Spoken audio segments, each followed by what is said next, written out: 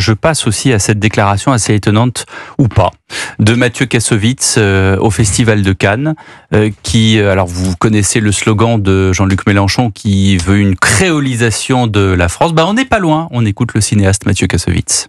Mais le problème, c'est le problème qu'on a en France, qu'on trimballe avec nous depuis extrêmement longtemps, qui est un problème de racisme, qui est un problème de difficulté à intégrer. Maintenant, il n'y a plus de Français de souche, ça n'existe plus. Et j'espère que on va continuer à se mélanger, pas seulement en France, mais dans le reste du monde. Voilà, on va continuer à se mélanger. Il n'y a plus de Français de souche. Alors, j'ai déjà quelques commentaires d'amis qui sont, en l'occurrence, des Français de souche. J'en ai un qui m'écrit, là je vais pas donner son nom, mais je peux vous assurer que sa famille est très ancienne. Il dit « Des Français de souche avec de profondes racines, ainsi que de longues branches bien fournies. Il reste encore de beaux arbres dans ce pays. » Voilà ce que dit mon ami français de souche. Pourquoi dire des choses comme ça, Gilles Boutin ? À quoi ça sert ? Est-ce que vous êtes un Français de souche, vous ? Semble-t-il, mais où démarre la souche, jusqu'où vont les racines. Moi, je pense. Pourquoi dire un truc pareil ? Enfin, c'est quoi ça ? C'est de la provoque. Évidemment qu'il y a une volonté de provocation, mais je crois que Mathieu Kassovitz est foncièrement sincère quand il dit ça. Mais parce que de sa part, mais il est naïf en l'occurrence. Oui, mais il y a une confusion en plus. C'est-à-dire que cette expression de Français de souche, on l'a toujours attribuée à l'extrême droite pour identariser le débat. Or, ça n'a rien à voir. C'est-à-dire qu'on parle simplement d'une espèce de bon sens partagé, éprouvé par un certain nombre de personnes et qui se sentent appartenir à un territoire, qui connaissent l'ancienneté de leur famille, qui par simple projection personnelle se disent « j'appartiens à cette ville, à cette région, à ce pays ». Chacun est capable de dire d'où il vient. Et en regard, il n'y a pas une opposition. Ça ne signifie pas qu'il y aurait une catégorisation des populations, ni même, encore moins, une hiérarchisation. Vous avez des personnes qui viennent d'autres, partiellement, à moitié ou totalement d'autres pays. Et cette origine, elle est totalement identifiable. Moi, ce qui me gêne, en revanche, c'est quand on nous dit que c'est délicat d'aborder frontalement avec une personne ses origines. C'est-à-dire que on ne peut plus parler de Français de souche dans le sens où serait une personne qui vient intégralement du territoire français depuis un certain nombre de générations, et ce serait une question sensible que de dire à une personne que manifestement elle vient d'un pays étranger, puisqu'on peut l'identifier par divers moyens.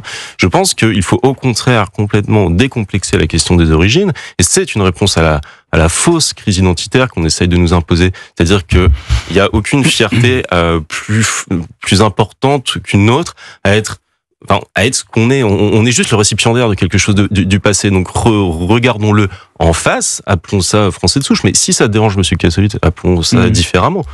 Je ne sais pas, Français né en France depuis plusieurs générations, c'est un peu plus compliqué à dire, mais pourquoi pas. Mais simplement, il faut bien une expression pour désigner les choses, et je pense que M. Kassovitz nage en plein délire, où il rêve effectivement d'un monde où tout se mélange en permanence, et selon lui, quand on parle d'autre chose, d'une permanence, c'est du racisme, et c'est totalement dévoyé, alors que François-Xavier Bellamy a très bien parlé de demeure des choses, de la permanence des choses, et ça aussi c'est rassurant.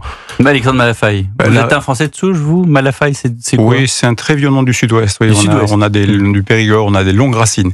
Mais non, mais il dit des beaux arbres qui restent, comme dit cet ami que je ne citerai pas. Je pense qu'il y en a quelques-uns. Oui. Non, mais c'est tout le contraire la réalité. C'est cette différence-là qui fait notre richesse.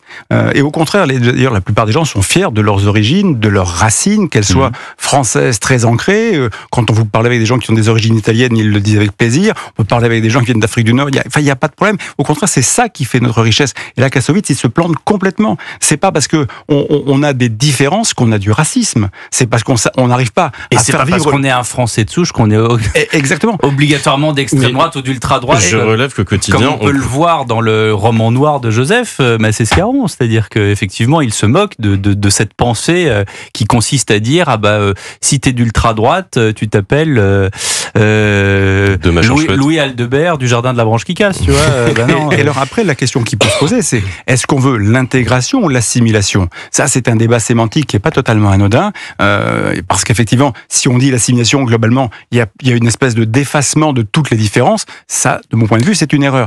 Mais je pense qu'effectivement, par contre, il y a des codes à respecter, mais c'est cette espèce de volonté de dire, à partir du moment où globalement on revendique une identité nationale, française, caucasienne, pour prendre un terme scientifique, ancienne et profonde. En disant ça, on rejette les autres. Non, il y a une histoire, il y a des histoires. C'est cette agrégation-là qui a fait la France. Aujourd'hui, on est face à une nouvelle problématique parce que de fait, il y a une communauté d'origine africaine, nord-africaine, moyenne-orientale qui représente, les mots de notre Premier ministre, quand il s'agit de gens de confession musulmane, 8 à 9 millions de personnes sur 68 millions de Français. C'est sûr que c'est pas totalement banal, surtout en 5 générations ou 4 générations. Donc oui, il faut traiter le problème, mais c'est pas en disant tout le monde il est beau et tout le monde il est pareil qu'on va régler ça. C'est totalement le contraire qu'il faut faire. Mais d'autant, oui. Pardon, si je peux ajouter que la pensée de Mathieu Kassovitz, qui est une émanation de la gauche culturelle et du primat qu'elle peut avoir, elle a tendance à paralyser certaines personnes. C'est ce que je veux dire au quotidien, c'est que il ne faut pas parler en fait de l'origine des gens.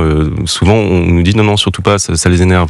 Mais justement, il faut pas être dans la négation de ce qu'on est. Au contraire, assumons-le, affichons-le. Et il est absolument faux de dire dans ce cas qu'il n'y a plus de Français de souche, parce que statistiquement, si vous étudiez la question, vous constaterez que c'est entièrement faux.